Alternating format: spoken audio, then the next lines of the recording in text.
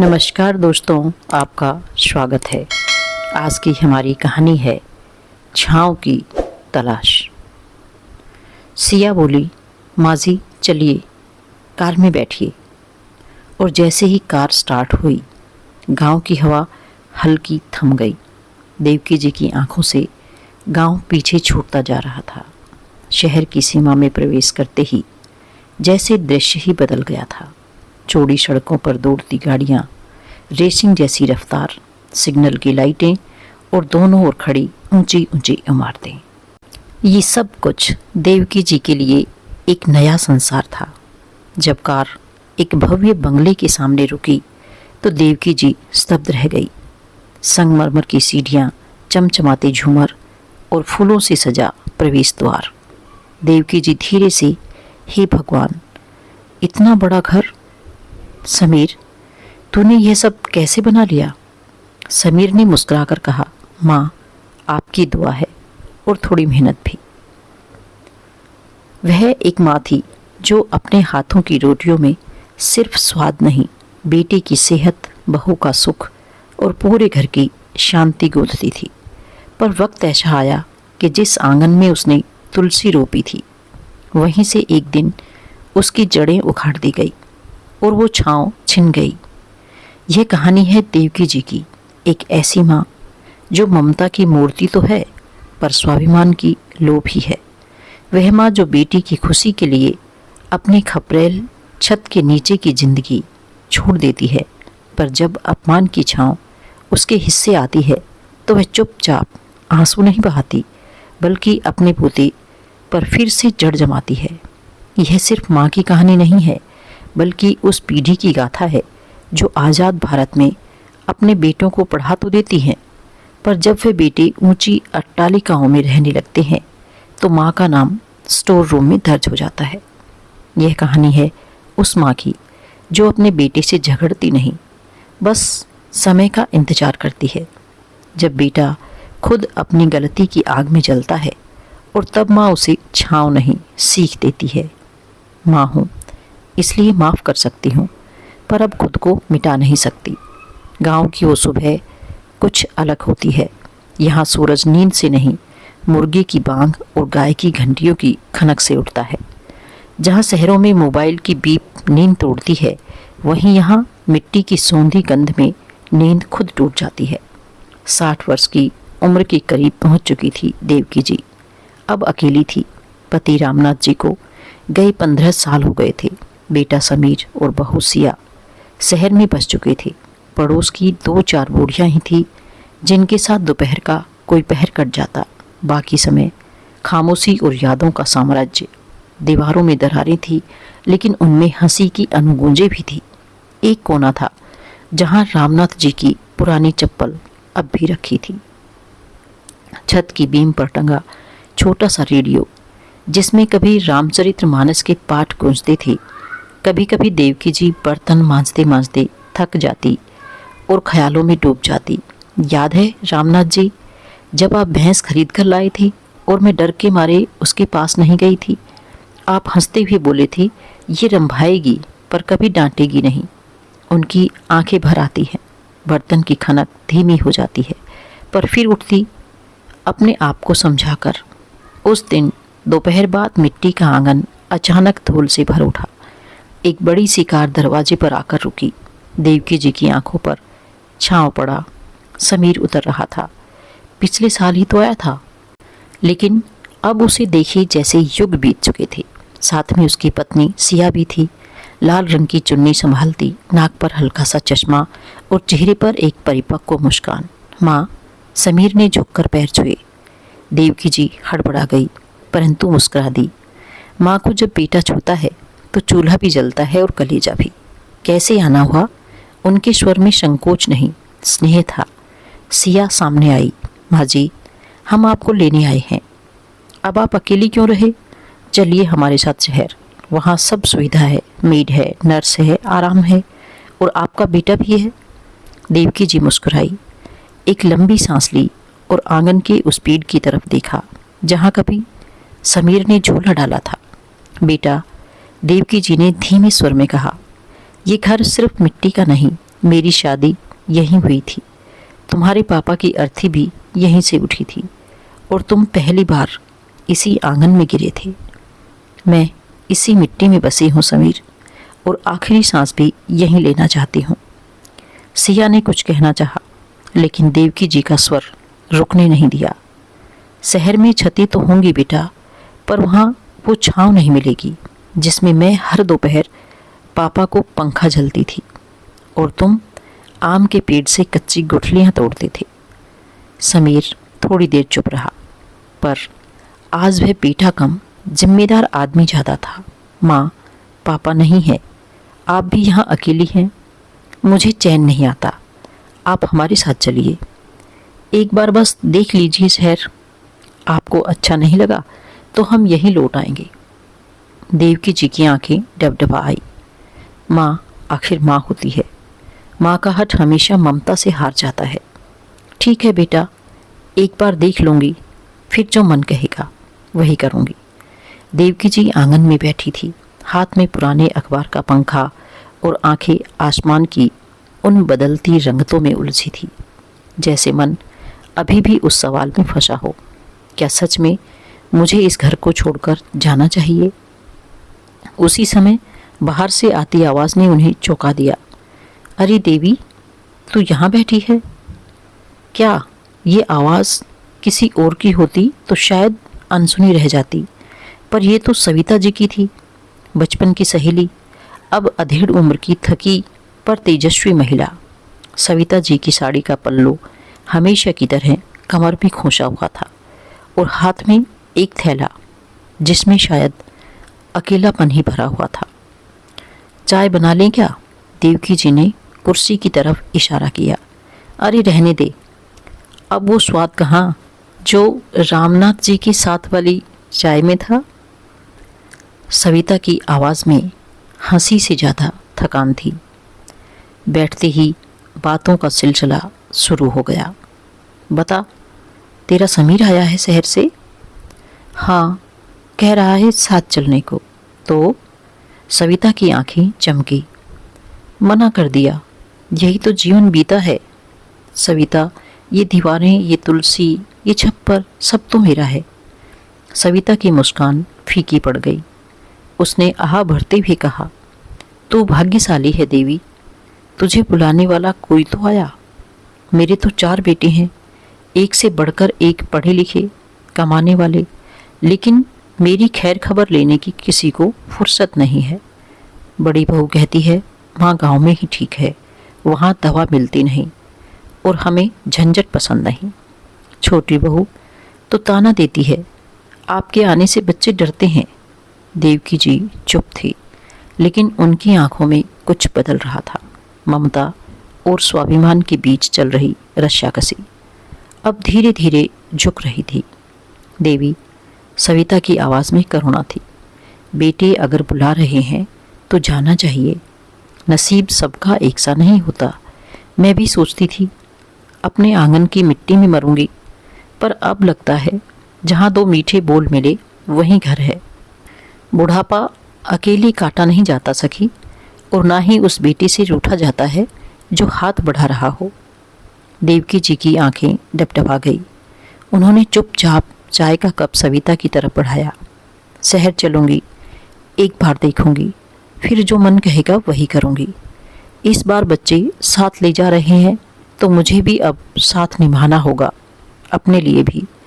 अगली सुबह देवकी जी तुलसी के चौरे पर बैठी, हाथ में दिया और मन ही मन बड़बड़ाई, हे तुलसी माँ, मैं लौटूंगी, पर इस बार खुद को खोकर नहीं, खुद को पाकर लौटूंगी। पीछे से सिया बोली, माँ जी चलिए, कार में बैठिए। और जैसे ही कार स्टार्ट हुई, गांव की हवा हल्की थम गई। देवकी जी की आंखों से गांव पीछे छूटता जा रहा था, पर उनके दिल में मिट्टी की वो दीवारें अब भी खड़ी थी।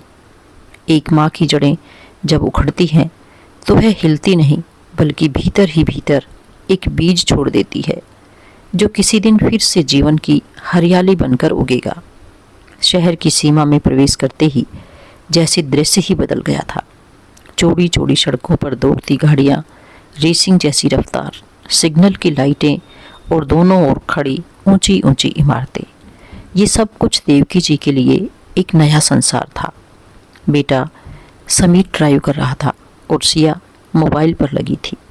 देवकी जी कार की खिड़की से बाहर झांकती रही, कभी हैरानी से, कभी थोड़े डर से। उनकी आंखों में अजीब सा द्वंद्व था। क्या मैं सच में इस चमकती दुनिया का हिस्सा बन सकती हूँ? यह है आपका नया घर मम्मी जी। जब कार एक भव्य बंगले के सामने रुकी तो देवकी जी स्तब्ध रह गई। संगमरमर की सीढ़ियाँ, चमचमाते झूमर और फूलों से सजा प्रवेश द्वार। देवकी जी धीरे से, हे भगवान, इतना बड़ा घर! समीर, तूने ये सब कैसे बना लिया? समीर ने मुस्कुराकर कहा, माँ, आपकी दुआ है और थोड़ी मेहनत भी। सिया साफ कहते हुए, अब मम्मी जी आपको यहाँ थोड़ा ढलना पड़ेगा, ये गांव नहीं है। देवकी जी ने कुछ नहीं कहा। उन्होंने झुककर घर की दहलीज छुई और मन ही मन बुदबुदाई, हे घर, मुझे स्वीकार कर लेना। जैसे ही भीतर पहुंची, सिया बोली, मम्मी जी आपका कमरा पीछे है, शांत जगह है, आपको अच्छा लगेगा। लेकिन जब वो वहाँ पहुंची तो जो देखा वो कमरा नहीं, स्टोर रूम था। पुरानी कुर्सियाँ, टूटे ट्रॉली बैग्स, कपड़ों के बंडल, एक कोने में लोहे की अलमारी और बंद खिड़की से आती सीलन की गंध। देवकी जी हल्की आवाज़ में बोली, बेटा ये कमरा? सिया बात काटते हुए बोली, मम्मी जी हमारे पास फ़िलहाल यही खाली था, बाकी रूम्स फिक्स हैं। समीर का ऑफिस, मेरा योगा रूम और मेहमानों के लिए गेस्ट रूम। समीर ने अपने बचाव में कहा, माँ कुछ दिन एडजस्ट कर लो ना, फिर कुछ देखेंगे। देवकी जी ने गहरी सांस ली, सिर झुकाया और कहा, हाँ बेटा, माँ को तो उम्र भर सब एडजस्ट करना आता है। सिया हर दिन हर छोटी बात में ताने मारती, मम्मी जी ये देसी घी मत लाया कीजिए, स्मेल आती है। आपके गांव वाले चावल बहुत मोटे हैं, यहाँ बासमती खाते हैं। प्लीज़ डाइनिंग टेबल पर हाथ से मत खाइए, फोर्क नाइफ यूज़ कीजिए। देवकी जी धीरे धीरे एक अतिथि की तरह रहने लगी थी। संबंधों का वह आदर नहीं था, केवल औपचारिकता और सहनशीलता की परीक्षा। एक दिन जब सिया अपने फ्रेंड्स के साथ पार्टी की तैयारी में थी, देवकी जी ने साड़ी पहन ली, अपनी साधारण सूती साड़ी और हल्दी का टीका। सिया तेज स्वर में बोली, मम्मी जी प्लीज़ ये साड़ी ना पहना कीजिए, कोई आपको देख लेगा तो गांव की याद आ जाएगी। ये शहर है, यहाँ लोग ट्रेंडी दिखते हैं। ट्रेंड हर साल बदलता है पर संस्कार पीढ़ियों तक चलते हैं। जब सब लोग एसी कमरों में चैन से सोते थे, देवकी जी खिड़की के पास बैठकर चांद को देखती और खुद से कहती, गांव का टूटा हुआ घर तो मेरा था, यह महल किसी और की बस्ती है जिसमें मेरा मन नहीं बसता। दोपहर को जब देवकी जी रसोई में गई तो वहाँ सब कुछ मशीनी था, ग्राइंडर, मिक्सर, डिशवॉशर, आटा गूंथने की मशीन। उन्होंने गैस जलाने की कोशिश की तो सामने सिया आ खड़ी हुई, माँ जी आपको बताना भूल गई, यहाँ गैस नहीं इंडक्शन है, और ये देखिए आटा गूंथने की मशीन भी है, आपके हाथ थक जाएंगे ना। फिर ठाके के साथ सिया ने जोड़ा, गांव में तो सब हाथ से ही करते होंगे, यहाँ तो सब ऑटोमेटिक है। उसके शब्दों में सम्मान कम, तिरस्कार की चिकनाहट ज़्यादा थी। देवकी जी मुस्कुराई, वही माँ वाली मुस्कान जिसमें खुद की पीड़ा छिपा ली जाती है। शाम को जब परिवार डाइनिंग टेबल पर बैठा तो देवकी जी दरवाजे की चौखट पर खड़ी रह गई। 6 कुर्सियाँ थीं पर उनमें से एक भी उनकी नहीं लगी। सिया ने उन्हें टोका नहीं, बुलाया भी नहीं। समीर व्यस्त था मोबाइल पर और सिया बोली, माँ जी आपकी थाली आपके कमरे में रख दी है, गरम रहते ही खा लीजिएगा। फिर जैसे सहानुभूति दिखाने को कहा, शहर की थाली में बैठने की आदत ना हो तो वही बेहतर है। उस रात देवकी जी कमरे में अकेली थी। चारों तरफ दीवारें तो थी पर कोई दीवार नहीं थी जो उन्हें सुनती। उन्होंने अपने तकिए के नीचे से एक छोटी सी तस्वीर निकाली, रामनाथ जी की, धीरे से बगल में रखी और आंखें मूंद ली। रामनाथ जी, सपनों के इस महल में मुझे नींद नहीं आ रही है, ये दीवारें बहुत ठंडी है, यहाँ तो तुम्हारा नाम नहीं गूंजता। सुबह की हल्की धूप खिड़की की बारीक दरारों से कमरे में रिस रही थी। देवकी जी के हाथों में सब्जियों की छोटी सी थैली थी, तोरी, टमाटर, हरी मिर्च और कुछ धनिया पत्तियाँ। शहर के कोने में बसी उस सब्जी मंडी में उन्हें गांव की सी महक नहीं मिली, पर हाँ, स्वाद की स्मृति ने उन्हें आज रसोई में खींच ही लिया। आज उन्होंने मन बना लिया था समीर और सिया के लिए अपने हाथों से खाना बनाएंगी। रसोई घर में घुसते ही उन्होंने सबसे पहले अपने पल्लू को कसकर कमर में खोसा और गैस पर एक पुरानी सी कढ़ाई चढ़ा दी। तेल में जीरे की हल्की सी चटक सुनाई दी तो मानो उनका दिल झूम उठा। थोड़ी सी हींग, थोड़ी सी मिर्च और ढेर सारा प्यार। उन्होंने मुस्कुराते हुए खुद से कहा, तोरी की सब्जी जब धीमी आंच पर पक रही थी तो उनकी उंगलियों ने रोटियों का आकार ले लिया, मुलायम, गोल और फूली हुई, जैसे माँ की ममता थाल में उतर आई हो। जब समीर ऑफिस से लौटा और सिया किचन में फ्रिज से कोल्ड ड्रिंक निकाल रही थी, देवकी जी ने बड़े उत्साह से आवाज़ लगाई, समीर बेटा, गरम रोटियां बन रही है, आजा, तेरे पसंद की तोरी की सब्जी भी बनाई है। समीर ने माँ की ओर देखा, मुस्कुरा तो दिया पर कुछ कह नहीं पाया।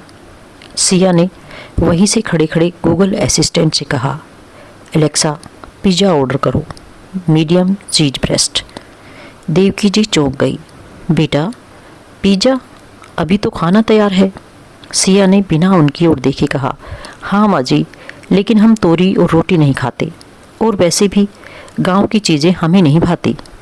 देवकी जी की आंखों में एक पल को गीलापन तैरा, फिर थाली में रोटी डालते हुए धीमे से बोली, हमने तो समझा आज पहली बार अपने घर के खाने से तुम्हारा मन जोड़ पाएंगे।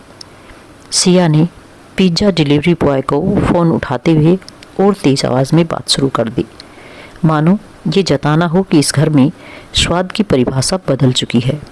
देवकी जी के लिए ये सिर्फ खाने का मामला नहीं था, ये था अपने अस्तित्व की अंतिम कोशिश। बेटा एक बार खाकर तो देख, तुझे याद है बचपन में तू 2-2 रोटियां ज़्यादा खा लेता था। सिया ने चुभती नज़र से कहा, माँ जी वो बचपन बीत गया, अब हम मशीन से आटा गूंथते हैं और मशीन से ही स्वाद तय करते हैं। और एक बात, हमें तुम्हारी आदत नहीं है। देवकी जी की आंखें उस गर्म तवे से उतरकर फर्श पर टिक गई। रोटियां अब जल चुकी थी और उनका दिल भी। उस रात उन्होंने अपने स्टोर रूम में खाना खाया, तोरी की वही सब्जी, 3 रोटियां और आंखों में ठहरे 2 आंसू। रामनाथ जी, अब यहाँ स्वाद नहीं बचा, सिर्फ संवादहीनता रह गई है। वक्त गुजरने लगा। शहर की वो शामें कुछ अलग थी, न गर्मी थी न सुकून। देवकी का बार बार रसोई में घुसना और फिर सिया का ताना, अब आप ही बताओ समीर, इस घर में सांस भी लूँ तो माँ जी को बुरा लगता है। रात के खाने में फिर वही देसी खाना था। समीर ने थाली दूर धकेली, वही जो कभी उसके लिए माँ के हाथ का स्वाद हुआ करता था, पर आज उसके जहन में स्वाद नहीं, सिर्फ शोर था। बिना कुछ कहे समीर ने अपनी कार निकाली। देवकी जी कुछ समझ नहीं पाई, बस बेटे के चेहरे पर एक अजीब सा तनाव देखा। चलो माँ बैठो। बेटा कहाँ चल रहे हैं? गांव, वहीं से लाए थे ना आप हमें, अब वापस चलो। देवकी जी की आंखों में कुछ डगमगाया, पर उन्होंने कुछ नहीं कहा। गाड़ी के शीशे से बाहर बरसात की हल्की बूंदें टकरा रही थी, जैसे आसमान भी जानता हो कि यह कोई सामान्य यात्रा नहीं। अचानक शहर से गांव लाना और फिर एक दिन अचानक वापस गांव छोड़ने जाना। देवकी जी की इसमें कोई सहमति या असहमति नहीं थी, जैसे उसका कोई अस्तित्व ही नहीं था। रास्ता लंबा था और मौन उससे भी लंबा था। रात गहराने लगी थी। गांव की मिट्टी की शोंधी महक अब उन्हें गले लगाने की जगह कांपती दीवारों के बीच धकेलने आई थी। समीर ने घर के बाहर गाड़ी रोकी, बिना कुछ कहे माँ का छोटा सा बैग बाहर रखा। न चादर, न दवा, ना ही 1 रुपया। देवकी जी ने धीमे से पूछा, बेटा एक रात तो रुक जाते, कि रास्ता अब इतना आसान नहीं रहा। समीर ने दरवाज़ा बंद किया, कार स्टार्ट हुई और दूर अंधेरे में गुम हो गई। घर के अंदर की छत टपक रही थी, हर कोने में सीलन थी। तुलसी चोरा के पास रखा दीपक अब बुझ चुका था। रसोई में चूल्हा नहीं जला था, सिर्फ चूहे दौड़ रहे थे। देवकी जी भीगते हुए कोने की खाट पर बैठ गई।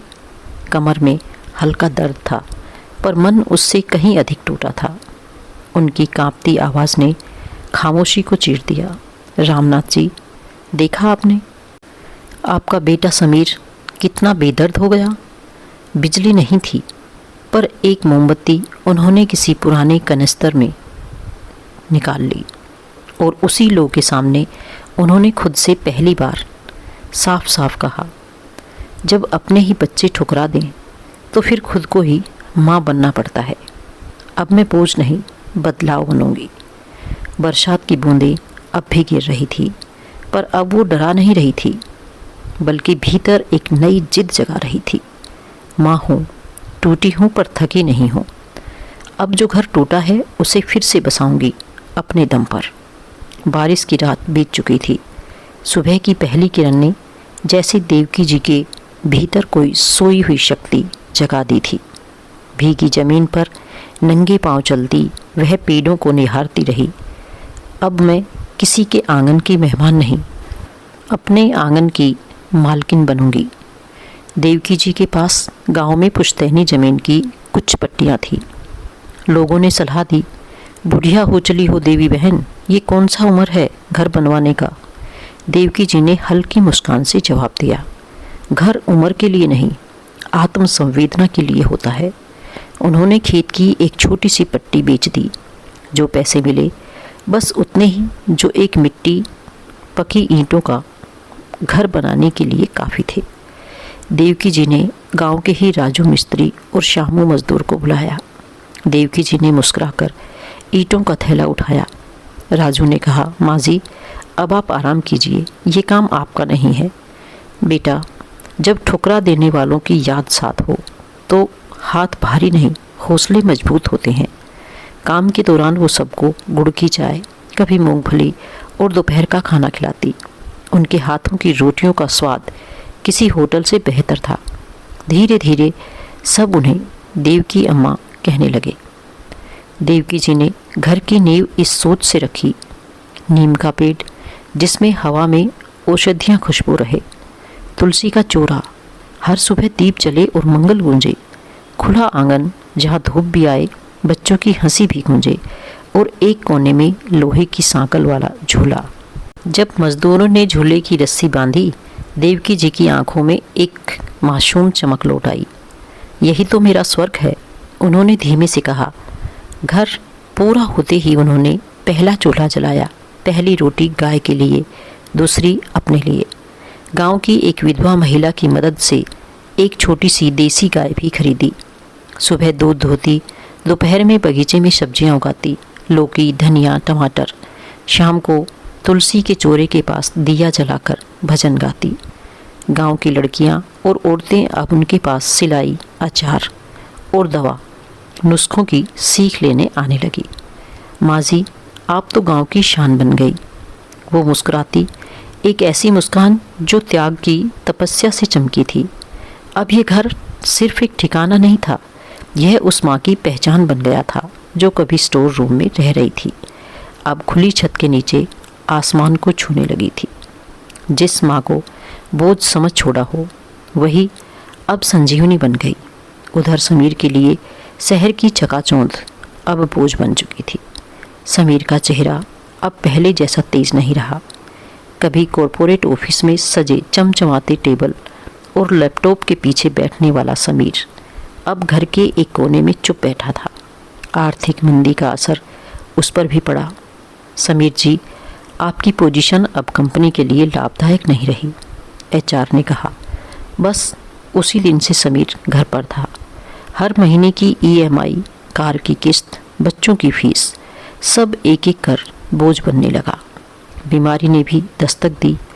एक रात पिज्ज़ा खाकर समीर की तबीयत अचानक बिगड़ गई। तेज बुखार, उल्टियाँ, कमजोरी से शरीर थरथराने लगा। डॉक्टर ने जांच के बाद कहा, लीवर कमज़ोर हो गया है, शरीर में कृत्रिम चीज़ें नहीं पच रही हैं, अब सिर्फ घर का बना सादा खाना ही खाना है, माँ के हाथ की दाल रोटी। सिया सुनकर झल्लाई, क्यों, क्या शहर में औरतें खाना नहीं बनाती? डॉक्टर ने सीधा उत्तर दिया, बनाती हैं, पर माँ के हाथों में जो दुआओं की गर्मी होती है वो किसी मशीन में नहीं होती। घर की किस्तें चढ़ चुकी थी, बैंक नोटिस भेज चुका था। सिया ने समीर से कहा, एक ही रास्ता है, आपके गांव में जो पुश्तैनी ज़मीन है वह किस दिन काम आएगी? वैसे भी माँ जी अब अकेली क्या करेंगी? हम उनके लिए शहर में अच्छा फ्लैट देख लेंगे। चलो गांव माँ के हिस्से की ज़मीन बेचते हैं। समीर चुप रहा।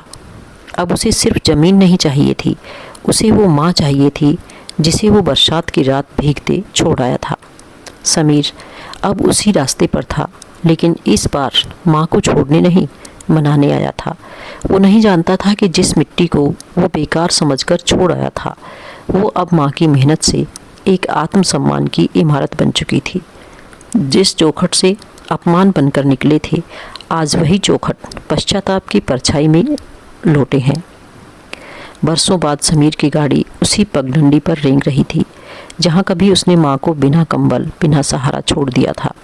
गाड़ी की रफ्तार धीमी थी, लेकिन अंदर दिल की धड़कन तेज।